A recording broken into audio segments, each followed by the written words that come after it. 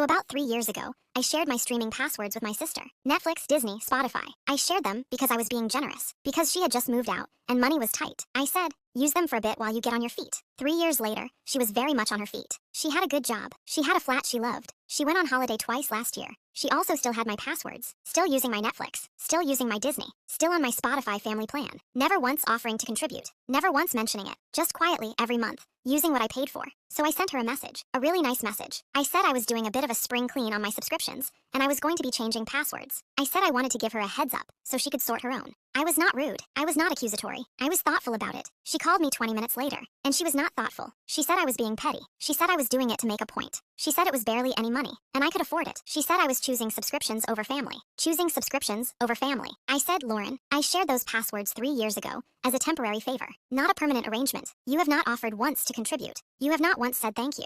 And now that I am changing them, you are angry at me for taking back something I was giving you for free. She said I knew she used them. She said I should have said something sooner, if it was a problem. I said, it wasn't a problem when I thought it was temporary. It became a problem when temporary became 3 years and a holiday. And now it's not a problem either. It's just done. She hung up. She didn't speak to me for 3 weeks. Not because she was hurt. Because she was embarrassed. Because somewhere in that conversation, she had heard herself. And what she heard didn't sound great. She came round eventually. She never directly apologized for the things she said. But she paid for dinner the next time we went out. And she said, almost casually, almost like she was hoping I wouldn't notice, I've set up my own Netflix. I said good, and I left it there. Because some apologies come in the form of actions, and some lessons are learned quietly, without anyone having to say the words out loud. What I do know is this: generosity is not the same as obligation. And the moment someone treats your generosity like something they are owed, that is the moment it needs to stop. I changed the passwords. I would change them again.